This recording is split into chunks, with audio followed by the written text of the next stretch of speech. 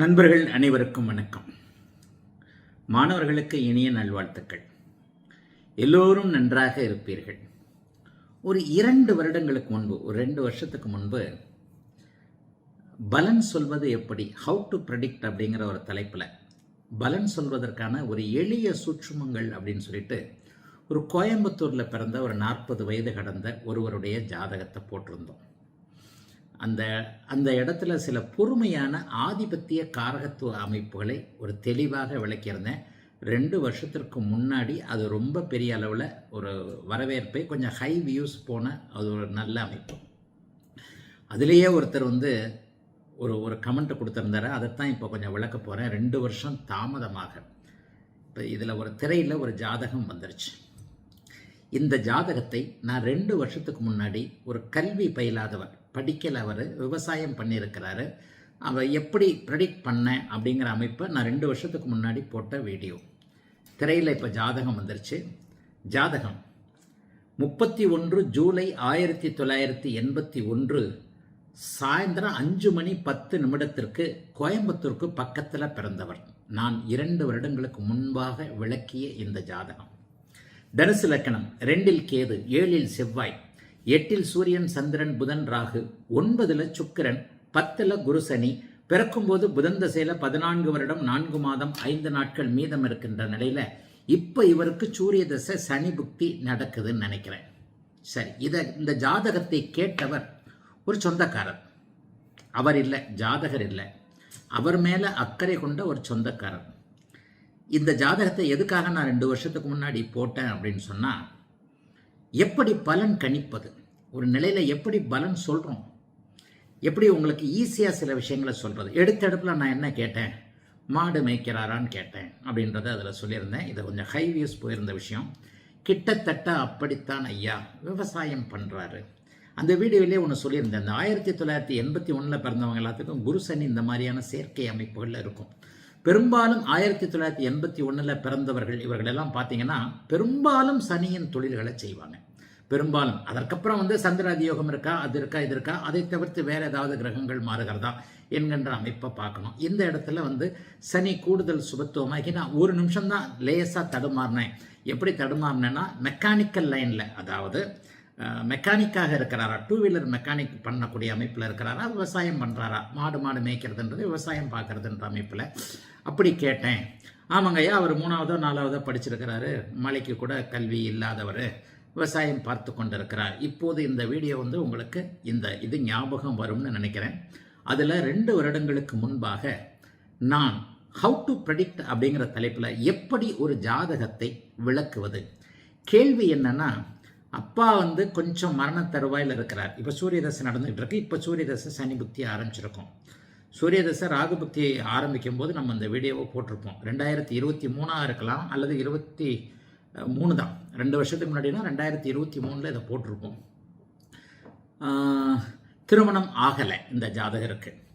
அப்போ அதில் எப்படி விளக்கியிருக்கிற ஹவு டு ப்ரெடிக்ட், எப்படி பலன் சொல்வது என்கின்ற பழைய வீடியோ, அந்த பழைய வீடியோவுடைய லிங்கை கீழே கொடுக்க சொல்கிறேன். இந்த விளக்கிய லிங்கை கீழே கொடுக்க சொல்கிறேன். இதையும் பாருங்கள். இதிலேயே நான் நிறைய சொல்லியிருக்கிறேன். அவருக்கு திருமணம் ஆகாதவர் என்றாலும் கூட பிரம்மச்சாரி அவர் இல்லை.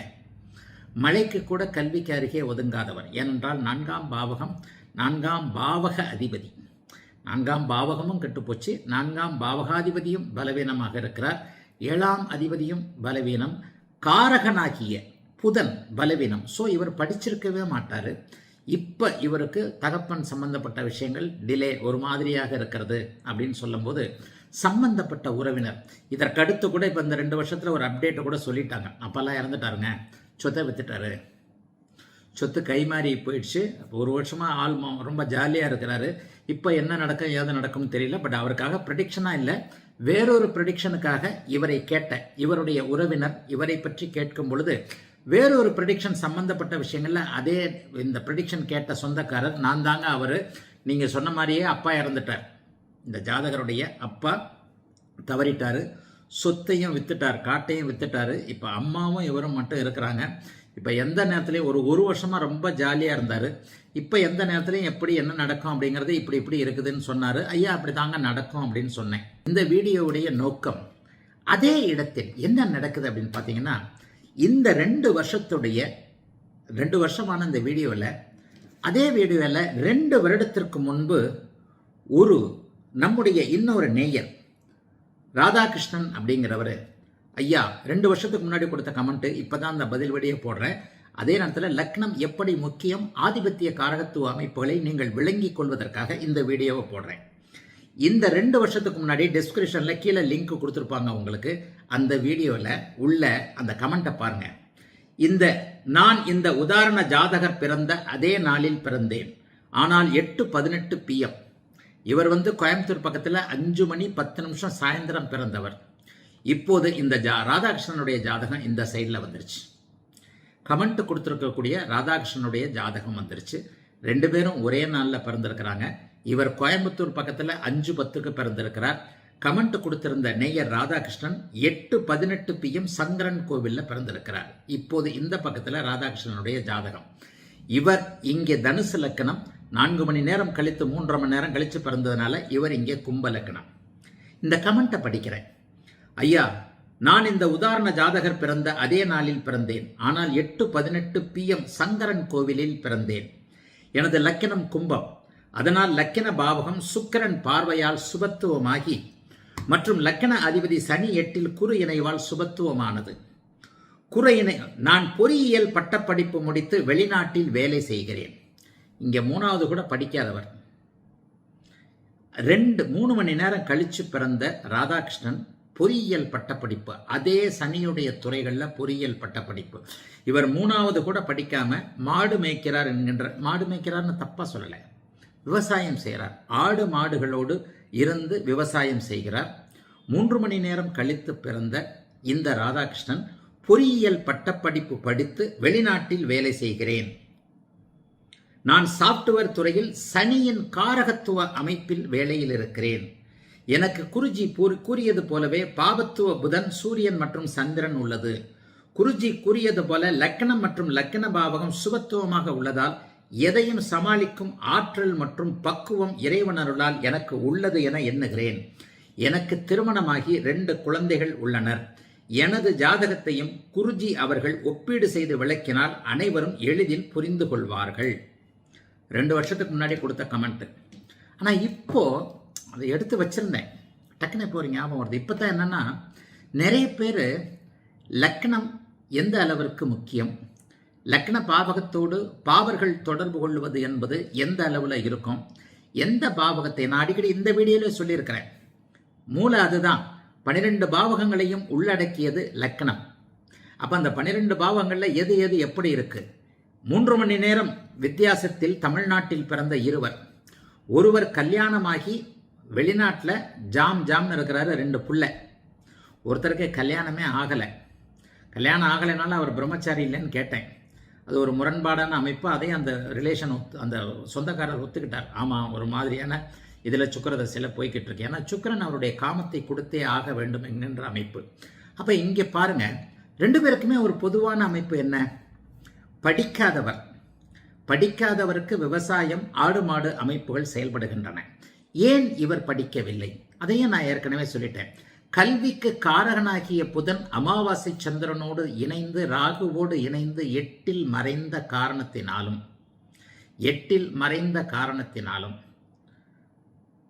4ஆம் இடத்தை சனி பார்த்து ஒரு மாதிரியாக பலவீனமாக இருக்கின்ற காரணத்தினாலும் இவருக்கு கல்வி அமைப்பு இல்லை. இப்போ இவருக்கு அடுத்து சூரிய தசையில் புதன் புக்தி வரப்போகுது. ராகுவோடு சேர்ந்து 8 இருக்கக்கூடிய புதன். இந்த புதனில் நான் ஒரு பலன் சொல்லியிருக்கிறேன், இது நடக்கும்னு.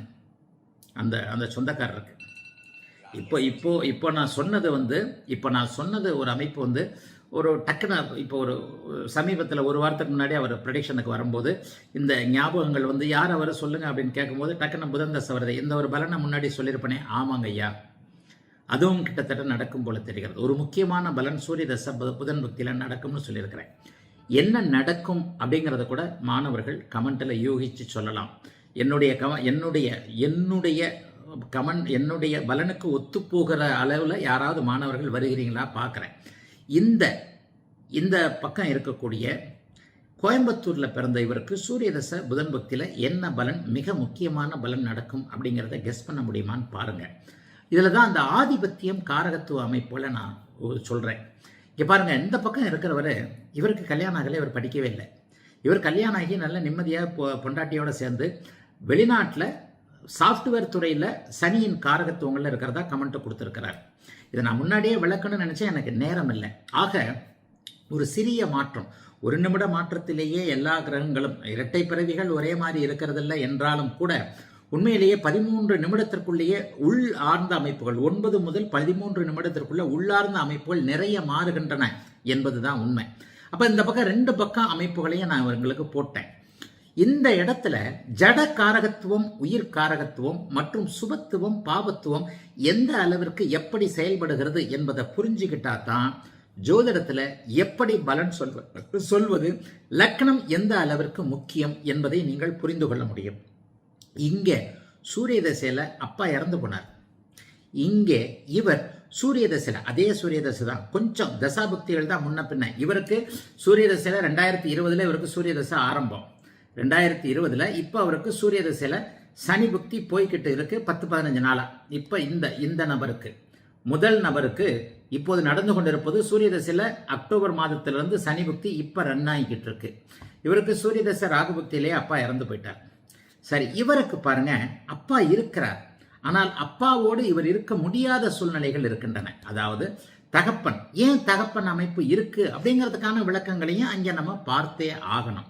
9ஆம் அதிபதி, 9ஆம் வீடு, லக்ன சுபத்துவம், இன்னொன்று தகப்பனை குறிக்கக்கூடிய சூரியனுடைய சிம்ம வீடு எந்த அளவிற்கு வலுவாக இருக்கிறதோ அந்த அமைப்பில் தான் இப்போ இவருக்கு சுக்கிர தசையில், அவருக்கும் சூரிய தசையில் இப்போ என்ன நடக்குதுன்னா, இவருக்கு சூரிய தசையில் சுக்கிர புக்தி இப்போது நடந்து கொண்டு இருக்கிறது. இந்த வருஷத்தோட சூரிய தசை முடிஞ்சு அவருக்கு சந்திர தசை ஆரம்பமாகும். ஆனால் இவருக்கு இந்த பக்கம் இருக்கக்கூடிய வெளிநாட்டில் இருப்பவருக்கு தகப்பன் இருந்தாலும் தகப்பன் இல்லை என்கின்ற அமைப்பாக வெளிநாட்டில் ஒரு வேலை செய்கிறார். பிரிவு, ஒருவருக்கு இழப்பு, ஒருவருக்கு பிரிவு. இந்த இடத்துல 9ஆம், ஒருவருக்கு 4ஆம் பாவகம் தான் சுத்தமாக கெட்டு போச்சு, அதனால அவருக்கு படிப்பு இல்லை. இப்போ இவருக்கு 4ஆம் பாவகம், பொறியியல் படிப்பு, இதில் சனியின் காரகத்துவங்களில் பொறியியல் படிப்பு படித்து, சாஃப்ட்வேரில் சனி சம்பந்தப்பட்ட படிப்பு படித்து, சனியின் துறைகளில் இருக்கக்கூடிய இவருக்கு பாருங்க 4ஆம் பாவகத்தை குரு பார்க்கிறார். 4ஆம் பாவகாதிபதி கேந்திரத்தில் இருக்கிறார். இவருக்கும் புதன் பாதிப்பு, காரகன் பாதிக்கப்பட்டிருந்தாலும் கூட இந்த ஜாதகத்தில் இருக்கக்கூடியவருக்கு காரகம், வீடு அனைத்தும் பாதிக்கப்பட்டதால் கல்வி இல்லை. ஆனால் ஏன்னா ஒரு விஷயத்திற்கு பாவகம், பாவகாதிபதி, காரகம் ஆகிய 3 மிக முக்கியம் அப்படிங்கிறத சொல்லியிருக்கிறேன். 33 எடுத்துக்கிட்டாலும் சரி, 40 கிட்டத்தட்ட 120 எடுத்துக்கிட்டாலும் சரி, ஜோதிடத்தில் 100 மார்க்கு கிடையாது, 120 மார்க். அப்ப 40 120 மார்க்கும் இந்த பக்கம் உள்ளவருக்கு அடிபட்ட நிலையில் இவர் படிக்கவே இல்லை. 3 மணி நேரம் கழித்து பிறந்திருக்கக்கூடிய இவருக்கு 4ஆம் பாவகத்திற்கு குருவின் பார்வை, என்னுடைய 8-12 சுபத்துவ விதியை நிரூபிக்கிறதுக்கு ஆயிரக்கணக்கான இது அமைப்புகளை சொல்லலாம். எந்த ஒரு நிலையிலையும் இப்போ லக்னத்தை நான் திருத்துறதுக்கு வேறு சில 2-3 விஷயங்களை வச்சே நான் லக்னத்தை திருத்திடுவேன். இப்போ என்கிட்ட வரக்கூடிய பெரும்பாலான அப்பாயின்மெண்ட்டில் ஒரு நாளைக்கு 10 அப்பாயின்மெண்ட் பேசுகிறேன்னா ஒரு 3 அப்பாயின்மெண்ட்டை எப்படி தெரியுமா வருது? ஐயா, என் லக்னம் எனக்கே டவுட்டாக இருக்குது, 50 வருஷத்துக்கு முன்னாடி பிறந்தேன், 40 வருஷத்துக்கு முன்னாடி பிறந்தேன், ஒருவேளை இப்படி இருக்குமோ அப்படிங்கிறத எனக்கு நீங்கள் சொல்லணும் என்கின்ற மாதிரியாக அவர்களுடைய வாழ்க்கை சம்பவத்தை சொல்லி லக்னம் இப்படி இருக்கிறது அப்படி இருக்கிறதுன்றதான் பெரும்பாலான ஒரு 30% கன்சல்டேஷன் அப்படி தான் வருது. இப்போ இதையும் பொருத்தி பாருங்க, அவர் படிக்கலை. 4ஆம் பாவகம், பாவகாதிபதி, காரகம் 3ம் அடிபட்டு போனதால் அவர் படிக்கலை. ஆனால் இங்கே பாருங்க, 4ஆம் பாவகம் குருவின் பார்வையில் இருக்க 4ஆம் பாவகாதிபதி 7வது கேந்திரத்தில் ஓரளவுக்கு, அதாவது அவருக்கு அது பகை வீடு என்றாலும் கூட கிரகங்களுக்கு கேந்திர பலம் இருக்கிறது இல்லையா, அந்த கேந்திர பலத்துல இவர் காரகன் பலவீனமாக இருந்தாலும் கூட இவர் நல்லா படிச்சிருக்கிறார். 2வது லக்னாதிபதி சுபத்துவம், அவருக்கு இங்கே லக்னமே கெட்டு போச்சு. லக்னம் முழுக்க கெட்டு, லக்னாதிபதி முழுக்க கெட்டதால் எந்த அமைப்புகளிலையும் இயல்பாக ஒரு மனிதன் ஒரு வயதில் அனுபவிக்கக்கூடிய எந்த அமைப்புகளும், நீடித்த அமைப்புகளும் அவருக்கு இல்லை. 40 வயசுல என்ன அமைப்பு இருக்கணும்? கல்யாணம் இருக்கணும், புள்ள பிறந்திருக்கணும். ஆனால் கல்யாணம் ஆனால் நீடித்த தாம்பத்திய சுகம் கிடைக்கும். இதையே நீங்கள் கணக்கு பார்க்கணும். அவர் அவரை ப்ரெடிக்ஷன் கேட்கும் போதே நான் சொன்னேன், அவர் அங்கே அப்படி ஒன்றும் பிரம்மச்சாரி இல்லை, சுக்கிரன் வேறு வழிகளில் அவருக்கு சில தாம்பத்திய அமைப்புகளை கொடுத்துருக்கோம். ஏன் அவருக்கு நீடித்த தாம்பத்திய சுகம் இல்லை? 4ஆம் இடம் கெட்டதைப் போலவே 7ஆம் இடத்தை செவ்வாய் சனி தொடர்பு கொள்கிறார்கள். ஒரே நேரத்தில் செவ்வாய் சனி பார்க்கக்கூடிய பாவகம் எவ்வாறு எந்த வகையிலும் குறைவுபடும். இதில் எந்த மாற்றமும் கிடையாது. சும்மா சொல்லிக்க வேண்டியதுதான். சில நேரங்களில் மனதை கழட்டி வச்சுட்டு ஜாதகம் பார்த்தா அப்படியே புட்டு புட்டு வைக்கலாம். ஒரே நேரத்தில் செவ்வாய் சனி ஏக நேரத்தில், அதுக்காக யோகாதிபதியாகிய செவ்வாய் ஒரு இடத்துல தொடர்பு கொள்றார், அந்த இடத்துல சனி தொடர்பு கொள்ளலை, அது பாவத்துவம் இல்லை. ரிஷப லக்னத்திற்கு சனி மட்டும் தொடர்பு கொள்கிறார், ஆனால் அது பாவத்துவம் இல்லை. ஆனால் ஒரே நேரத்தில் 2 செவ்வாயும் சனியும் ஒரு பாவகத்தோடு ஒரு பாவகாதிபதியோடு தொடர்பு கொள்ளும் போது அந்த பாவகத்தில் குறைகள் இருந்தே தீரும். இது சர்வ நிச்சயம். கேட்கறதுக்கு வேணா உங்களுக்கு கசப்பாக இருக்கும். எனக்கு இந்த இடத்துல செவ்வாய் சனி தெரிஞ்சிருக்கு, இவர் இப்படி சொல்கிறாரு, நீங்கள் பாட்டில் அப்படியே சொல்லிக்கிட்டு இருக்க வேண்டியதான். நீங்களாம் இவர் சொல்கிறதெல்லாம் அப்படிலாம் ஒன்றும் நடக்கிறதில்ல அப்படின்னு சொல்லிட்டு போய்கிட்டே இருக்க வேண்டியதான். நடக்கும்போது தெரியும், நடந்ததையும் உங்களால் ஒத்துக்க முடியாது. நான் இப்போ ஏற்கனவே இந்த கோயம்புத்தூர் கருத்தரங்கில் சொன்னேன் இல்லையா, எவர் ஒருவருக்கு லக்னம் ராசியோடு லக்னாதிபதியோடு சனி தொடர்பு கொண்டிருக்கிறாரோ அவர் நீங்கள் என்ன சொன்னாலும் ஒத்துக்க மாட்டார். அவருடைய கேரக்டரே அப்படித்தான் இருக்கும். அது எல்லா விஷயத்திலையும் பொருந்தும். ஆக இந்த அமைப்பில் இப்போது நான் சொன்னதைப் போல 7ஆம் பாவகம், இந்த இடத்துல சனி பார்வை, செவ்வாயின் இருப்பு, 7ஆம் பாவகாதிபதி சுத்தமாக வலுவிழந்த காரணத்தினால் இவருக்கு திருமணமே நடக்கலை. சுத்தமாக திருமணமே நடக்கலை. இனிமேலும் திருமணம் நடக்கிறதுக்கு வாய்ப்புகளே கிடையாது. சுக்கிரதசை முடிஞ்சு இப்போ சூரிய சந்திர தசைகள் ஆரம்பிக்குது. சந்திரதசை வரப்போகுது. சந்திரதசை அந்த இப்போ சுக்கிரன் மட்டும் 9ஆம் பாவகத்தில் இருக்கிறார். சுக்கிர தசை நடக்கும்போது அவருடைய காரகத்துவத்தை ஏதேனும் ஒரு 3, 7, 11 போன்ற அந்தரங்களில் எப்பயாவது அவர் காமத்தை கொடுத்தே தீர வேண்டும். ஏன்னா அவர் 11ஆம் அதிபதி. 11ஆம் அதிபதி 3ஆம் இடத்தை பார்க்கிறார். 3ஆம் அதிபதி சுபத்துவமாக இருக்கிறார். 3ஆம் அதிபதி இந்த ஜாதகருக்கு சுபத்துவமாக இருக்கிறார். ஆக என்ன நடக்கும்? சனி அந்தரம், சனி சூட்சுமம், இந்த மாதிரியான விஷயங்கள் வரும்போது கண்டிப்பாக சுக்கிரனுடைய தசையில் அவருக்கு காமம் கிடைத்திருக்கும். அதனால அவருடைய முரண்பட்ட ஒரு அமைப்பில் ஒரு பெண்ணோடு அவர் தொடர்பு வைத்திருக்கிறார்னு அந்த ரிலேஷன் சொல்லிட்டார். ஆனால் இங்கே இந்த ஜாதகத்தை பாருங்க, தொடர்ந்து நீடித்த தாம்பத்திய சுகம், மனைவியின் மூலமாக 2 குழந்தைகள், மனைவியின் மூலமாக நீடித்து. ஏன்னா 7ல் சுக்கிரன் இருக்கிறார், யோகாதிபதியாக இருக்கிறார். 7ஆம் பாவகம், இந்த இடத்துல 7ஆம் பாவகாதிபதி வலிமை இழந்திருந்தாலும் 7ஆம் பாவகம் வலிமையாகவே இருக்கிறது. 11ஆம் பாவகாதிபதி அப்படி ஒன்றும் பெரிய அளவில் கெட்டு போகலை. சனியின் பார்வையில் இருக்கிறாரு, ஆனால் 11ஆம் சனியின் இணைவில் இருக்கிறாரு, ஆனால் பெரிய அளவில் கெட்டு போகலை. 3ஆம் பாவகாதிபதி செவ்வாயின் சனியின் பார்வையில் இருந்தாலும் 3ஆம் பாவகத்திற்கு கெட்ட தொடர்புகள் கண்டிப்பாக இல்லை. ஆகவே இங்கே ஒரு இடத்துல இந்த முக்கோணம் எப்படி செயல்படுதுன்றதை புரிஞ்சுக்கிட்டவன் பெரியாள். 1, 5, 9, 4, 8, 12, 3, 7, 11, 2, 6, 10. இந்த முக்கோணத்துக்குள்ள ஆன்லைன் வகுப்புகளில் நிறைய சூட்சுமங்கள் இருக்கு, சொல்லித்தரேன்னு சொல்லியிருக்கிறேன். அதே மாதிரி இப்போது நான் பேச ஆரம்பித்திருக்கின்ற ஒரு லக்கணம் என்கின்ற 2 மணி நேர அமைப்பில், ஒரு பாவகம் என்கின்ற 2 மணி நேர அமைப்பில் 9 நிமிடத்திலிருந்து 13 நிமிடங்களுக்குள் வரக்கூடிய சில விஷயங்கள்ல தான் ஒரு மனிதனுடைய அத்தனை அமைப்புகளும் அடங்கியிருக்கு. அதுல அந்த இரட்டை குழந்தைகள் விஷயத்தையும் சேர்த்து வச்சே சொல்லிடலாம். ஆக இந்த 2 ஜாதகங்கள் 3 மணி நேரத்தில், 3 மணி நேர வித்தியாசத்தில், ஒரு பக்கம் மேற்க தமிழ்நாட்டுக்கு மேற்க கோயம்புத்தூர்ல ஒருத்தர் பிறந்தவர், தமிழ்நாட்டுக்கு தெற்க ஒருத்தர் சங்கரங்கோயிலில் பிறந்தவர். இவருடைய கமெண்ட் கீழே அந்த டிஸ்கிரிப்ஷன்ல இருக்கிற அதுல பாருங்க, 2 வருஷத்துக்கு முன்னாடி பண்ணது இப்பதான் விளக்குறதுக்கான அமைப்பு. இவருக்கு லக்ன சுபத்துவம், லக்னத்தோட 2 சுபத்துவம் அமைப்பு, லக்னாதிபதி சுபத்துவம் என்கின்ற லக்னத்தை சுக்கிரன் பார்க்க, லக்னாதிபதி சூரியன் குருவோடு சேர்ந்திருக்கின்ற அமைப்பின் காரணமாக இவருக்கு நடக்கிற இந்த அமைப்புகள் இங்கே தந்தையை இழக்க வைக்கிறது சூரிய தசையில, இங்கே தந்தையை பிரிய வைக்கிறது சூரிய தசையில. இங்கே சுக்கிர தசையில முறைகட்ட காமம், முறை தவறிய காமம், எப்போதோ ஒரு முறை அந்த காமம் கிடைக்கிறது. ஆனா இவருக்கு சுக்கிர தசையில கல்யாணம் ஆகி 2 புள்ள பிறகுது. பாக்கியங்கள் நிலையாக கிடைக்கின்றன.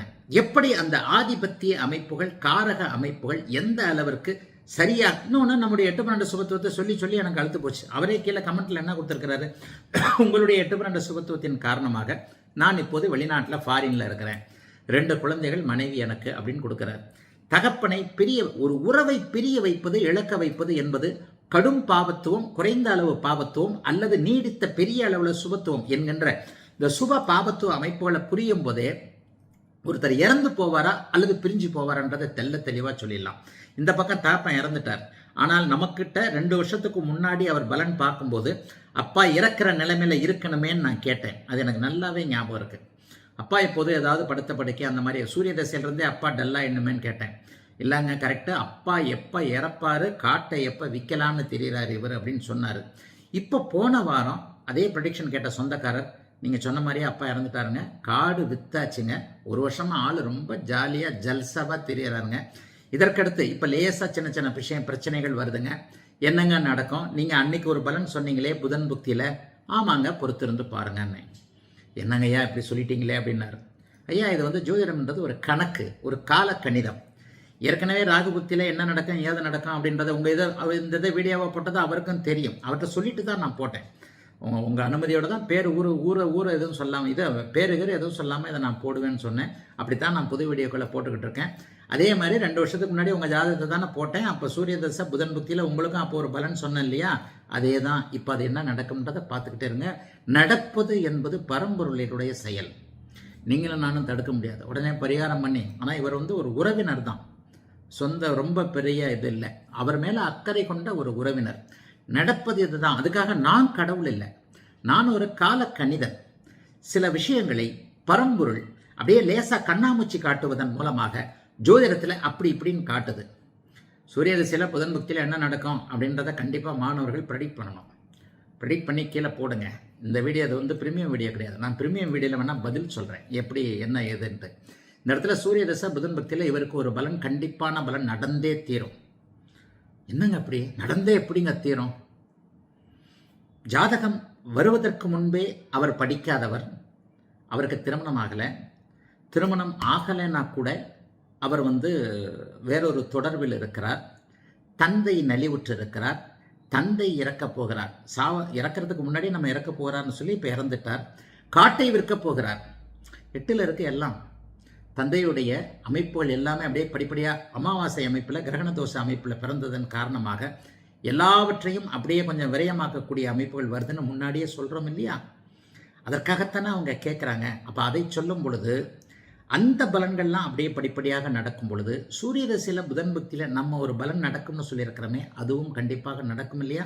கண்டிப்பாக நடக்கும். இது வந்து ஒரு ஹெட் வெயிட்டாகவோ ஒரு கர்வமாகவோ தம்பட்டமாகவோ சொல்லலை. இதுதான் அதாவது மனசை கழட்டி வச்சுட்டு ஜாதகம் பார்க்கணும்னு சொல்றது இதுதான்.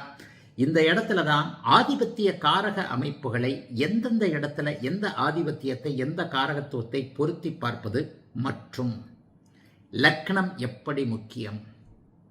இந்த இடத்துல லக்னம் எப்படி முக்கியம்னு நான் கொடுத்த தலைப்புக்கு அதே கமெண்ட்ல அதே வீடியோவில் 2 வருஷத்துக்கு முன்னாடி கொடுத்திருக்கின்ற சங்கரன் கோவிலில் 8/18 பிறந்த இந்த நம்முடைய மாணவரும் ஒரு சாட்சி. ஆக இவருக்கு பலன்கள் எப்படி நடக்கின்றன, ஒரு லக்னத்தின் சுபத்துவம் பலன்களை எப்படி தலைகீழாக மாற்றுகிறது. உண்மையை சொல்றேன், பாவக சுபத்துவத்தை நிறைய பேர் எடுத்துக்கிறதே இல்லை. காரகங்கள் கிரகங்கள் அதான் ஆதிபத்தியங்கள் காரகங்களோடு தான் நம்ம நின்றுக்கிறோம். அதான் உண்மை. எல்லாருனாலையும் எல்லாத்தையும் மனசில் தேக்க முடியாது. இன்றைக்கு ஒரு வெற்றிகரமான ஜோதிடனாக நான் இருக்கிறேன் அப்படின்னு சொன்னால் பலவிதமான அமைப்புகளையும் பொருத்தி பார்க்கிறேன் அப்படிங்கிறது தான் உண்மை. 4ஆம் வீடு சுபத்துவமாக இருக்கிறதா பாபத்துவமாக இருக்கிறதா, 7ஆம் வீடு சுபத்துவமாக இருக்கிறதா பாபத்துவமாக இருக்கிறதா, இந்த பாவக சுபத்துவத்தையும் காரக சுபத்துவத்தையும் ஆதிபத்திய அமைப்புகளையும் இணைச்சி பலன் சொல்லும் போது தான் அந்த பலன் கண்டிப்பாக துல்லியமாக இருக்கும். ஆனால் இதுக்கு உங்களுக்கு அனுபவம் வரணும். இதுக்கு அனுபவம் வராதவங்க என்ன பண்ணுவீங்க, அப்படி இல்லைங்க இப்படி இல்லைங்க அது அப்படிங்க இப்படிங்க. அதற்கு உதாரணமாக லக்னம் எப்படி முக்கியம், பாவகம் எப்படி. பெரும்பாலும் பாருங்க, எல்லாரும் என்ன நினைக்கிறீங்க, சனி உச்சமா இருக்கு, குரு உச்சமா இருக்கு, புதன் ஆட்சியாக இருக்கு. இதைத்தான் உங்களை மாதிரி தான் நானும் நினைக்கிறேன். சனி உச்சம் புதன் உச்சம் எல்லாம் உண்மைதான். ஆனால் அந்த உச்சமான கிரகங்களுடைய சுப பாப வழுக்களோடு சேர்த்து சுபத்துவ பாவத்துவம் நான் கண்டுபிடிக்கல. ஏற்கனவே நம்முடைய தெய்வத்திற்கும் மேலான ஞானிகளால் அருளப்பட்ட மூலங்களில் இருக்கக்கூடிய அமைப்புகள் தான். ஆயினும் இந்த அமைப்பை வெகு உள்ளே நுண்ணிய அமைப்பாக போகும் பொழுது நல்லா நோட் பண்ணீங்கன்னா, இன்றைக்கு இந்த வீடியோட நோக்கம் பாவக சுபத்துவத்தையும் பாவக பாபத்துவத்தையும் எத்தனை பேர் பார்க்கிறீர்கள் பலன் சொல்லும் போது அப்படிங்கிறது தான். சனி உச்சம் குரு உச்சம் குருதசை நல்லா இருக்கும் அப்படின்னு சொல்லுவீங்க. நான் குருவின் வீடுகள் எப்படி இருக்கிறது, சனியின் வீடுகள் எப்படி இருக்குன்னு பார்ப்பேன். உண்மையை சொல்லப்போனால் கன்னி சுபத்துவமானால் கணக்கு சம்பந்தப்பட்ட ஆடிட்டர் சம்பந்தப்பட்ட விஷயம். அதே வாயு ராசியான கும்பம் சுபத்துவமாகுதுன்னு வைங்க, அங்கே ஏரோநாட்டிக்கல் சம்பந்தப்பட்ட விஷயம்னு சொல்லுவேன். இதை போலதான் மேஷம் சுபத்துவமானால் அவருக்கு நெருப்பு சார்ந்த விஷயங்கள், சகோதர விஷயங்கள், மருத்துவம், விளையாட்டு சார்ந்த விஷயங்கள். அப்படியே ரிஷபம் சுபத்துவமானால், அந்த ரிஷப வீடு சுபத்துவமானால், பாபத்துவமானால் அந்த சுக்கிரன் தரக்கூடிய அமைப்புகள் என்ன இருக்கு அப்படிங்கிறத பொறுத்து தான் இதுல தான் அந்த லக்ன சுபத்துவம் கண்டிப்பாக வருகிறது. லக்ன பாவகத்தின் சுபத்துவ பாபத்துவ அமைப்புகள். ஆகவே பாவக அமைப்புகள் எப்படி இருக்கின்றன? எல்லாரும் மேலோட்டமா என்ன பண்றீங்க? கிரகங்கள் எப்படி இருக்கின்றன, எந்த தசை நடக்கிறது, 8 மறைந்திருக்கின்ற கிரக தசை, 12 மறைந்திருக்கின்ற கிரக தசை. ஒருத்தர் பலன் சொல்றார், 12 ராகு இருக்கும்போது அவர் வெளிநாடு போவார்ன்ட்டு. பாவக பாபத்துவத்தை புரிந்திருந்தால் 12 ராகு தனித்து இருக்கும் பொழுது, எந்த தொடர்பும் இல்லாமல் இருக்கும் பொழுது, அந்த 12ஆம் இடம் பாபத்துவமாகி அந்த வெளிநாட்டு பயணத்தை அவர் தடுப்பார் என்பதை அவர் புரிந்திருப்பார். என்னுடைய மாணவர் தான், நான் அவரை திருத்தனேன். எப்படி பலன் சொல்றேன்? 12ஆம் இடத்தில் இருக்கக்கூடிய ராகு எவ்வித தொடர்பும், சுபர் தொடர்பும் இல்லாத ராகு, கூடுதலாக பாபர் தொடர்பு, பாபருடைய சனி செவ்வாய் தொடர்புகள் இருந்தால் வெளிநாடு மட்டும் இல்லை, சொந்த ஊரை விட்டு தாண்ட விட மாட்டார். பாவக பாபத்துவ சுபத்துவம். இந்த வீடியோவுடைய நோக்கமே அதுதான்.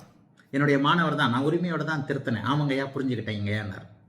12 ராகு இருந்தால் உடனே டக்குன்னு என்ன சொல்லுது, 12ஆம் பாவகம் இயக்கப்படுகிறது, உடனே ராகுல வெளிநாடு போவார்? போக மாட்டார். அந்த 12இல் சுவர்கள் இருந்தால் 12ஆம் பாவகம் பரதேச வாசத்தை கொடுக்கக்கூடிய தன்மையில 12ஆம் பாவகம் சுபத்துவம், அதுதானே 8-12 சுபத்துவம்னு சொல்றேன். அதை இந்த 2 ஜாதகங்களையும் நீங்க மேட்ச் பண்ணி பார்க்கலாம். ஜாதகரே சொல்லிட்டார், உங்களுடைய 8-12 சுபத்துவத்தின் காரணமாக நான் வெளிநாட்டில் இருக்கிறேன். லக்னம் சுபத்துவமானதுனாலயோ என்னமோ நான் நல்லா இருக்கிறேன், எனக்கு கல்யாணம் ஆயிருக்கு. கல்யாணம் ஆயிருக்குன்னா அவர் லக்னம் சுபத்துவமானதுனால கல்யாணம் ஆகலை, 7-11ஆம் இடங்கள் சுபத்துவமாக இருந்ததுனால 3-7-11 வச்சுக்கலாம். அங்கே பாருங்க, 7ஆம் பாவகம் இந்த பாவத்தில் அடிபட்டு போச்சு. 7ஆம் பாவகம் சுத்தமாக அடிபட்டு போச்சு. 7இல் செவ்வாய் இருக்க, சனியின் பார்வை இருக்க, 7ஆம் அதிபதி 8இல் மறைந்து ராகுவோடு இணைந்திருக்க, இவருக்கு கல்யாணம் ஆகலை. இங்கே எப்படி இருக்கு? 7ஆம் பாவகாதிபதி 6ல் மறைஞ்சு தான் இருக்கிறாரு. 7ஆம் பாவகாதிபதி கெட்டு போய் தான் இருக்கிறார். ஆனால் 7ஆம் பாவகம் சுபத்துவமாக இருக்கிறது. சுக்கிரன் வலிமையாக இருக்கிறார். அந்த ஒன்று, அந்த பாவக சுபத்துவம் என்கின்ற அந்த ஒன்று அவருக்கு அப்படியே இதை தூக்கி கொடுக்குது. இங்கே 4ஆம் பாவகம் சுத்தமாக அடிபட்டு போச்சு. இவர் படிக்கலை. மாடு மேய்க்கிறாரான்னு எடுத்த உடனே கேட்டேன். எனக்கு இன்னும் நல்லா ஞாபகம் இருக்கு. மாடு மேய்க்கிறாரா? ஏறக்குறைய அப்படித்தான் ப்ரெடிக்ஷன். என்னால் மறக்கவே முடியாது சில விஷயங்கள் எல்லாம். எடுத்தடுப்புல நான் நெத்தி அடிக்கிற மாதிரி சில விஷயங்களை கேட்பேன். என்னங்க மாடு மேய்க்கிறாரா? ஆமாங்க, கிட்டத்தட்ட அப்படித்தான். விவசாயம் பண்றார். அதுவும் அப்படித்தானே. அப்ப இந்த இடத்துல இவர் ஏன் மாடு மேய்க்க போகல? இவர் ஏன் படிச்சார்? 4ஆம் பாவக சுபத்துவம், காரகனாகிய புதன் இங்கே அந்த 3 மணி நேரத்துல பெரிய மாற்றங்கள் வந்துட போதில்ல. புதன் வலுத்தாதானங்க படிக்கிறது, புதன் தானே புத்திசாலித்தனத்தை கொடுக்குது. ஆனா இங்கே இவர் சொல்றார், ஐயா நான் பொறியியல் படிப்பு படிச்சு சாப்ட்வேர் துறையில சனியின் காரகத்துவ அமைப்புகள்ல நான் இருக்கிறேன். கமெண்ட்டை போய் பாருங்க, 2 வருஷம் கழிச்சு பதில் கொடுக்குறேன். அப்ப இந்த இடத்துல என்ன நடக்குது? அந்த பாவகம், ஒரு காரகம் அடிபட்டாலும் அந்த பாவக சுபத்துவம் மேலோங்கி இருக்கிறது. ஆக எந்த இடத்தில், இந்த இடத்துக்கு லக்னம் முக்கியம், லக்னம் எப்படி முக்கியம்னு சொல்றதை விட ஒரு பாவக சுபத்துவம் எப்படி முக்கியம்ன்றதான் சரியான தலைப்பாக இருக்கும். ஆகவே எந்த இடத்திலும் எல்லாவற்றையும் பொருத்தி பார்க்கும்போது, என்ன குறை சொல்றவங்க என்ன சொல்லுவாங்க, அது இப்படி, இது அப்படி, அது எப்படின்னுவாங்க. ஜோதிடத்தில் உண்மையிலேயே புதுசாலாம் கண்டுபிடிக்கிறதுக்கு எதுவுமே தேவையில்லை. ஏற்கனவே மூல நூல்களில் ஞானிகள் சொல்லியிருக்கக்கூடிய எல்லாவற்றையும் அப்படியே ஆழமாக நுணுக்கமாக உணர்ந்து அனுபவத்தின் அடிப்படையில் நீண்ட நாட்கள் பலதரப்பட்ட ஜாதகங்களை பார்த்ததன் அடிப்படையில் எல்லாவற்றையும் பொருத்தும் பொழுது அந்த ஃபில்லிங் த பிளாங்க்ஸ் மாதிரி சில விஷயங்கள் வந்துடும். எல்லாவற்றையும் பொருத்துவதுனா என்ன? இப்போது நான் சொன்னதைப் போல காரகம், ஆதிபத்தியம், பாவகம் போன்ற அமைப்புகளோடு அந்த சுப பாபத்துவ அமைப்புகளோடு பொருத்தி பார்க்கும்போது துல்லியமான பலன்களை சொல்ல முடியும் என்பதற்கும் லக்னமும் பாவகமும், லக்கண பாவகம், லக்னம் என்பது 1ஆம் வீடு, பாவகங்கள் 12 தனித்தனி. அப்ப லக்னமும் அந்த பாவகமும் எப்படி முக்கியம் என்பதற்கு இந்த 2 ஜாதகங்களும் உதாரணம் என்பதை சொல்லி அடுத்த வீடியோவில் சந்திப்போம் அப்படின்ட்டு எல்லோரையும் வாழ்த்தி, எல்லாரும் நல்லா இருப்பீங்கன்ட்டு வாழ்த்தி விடைபடுகிறேன். வணக்கம். எல்லாரும் நல்லா இருப்பீங்க.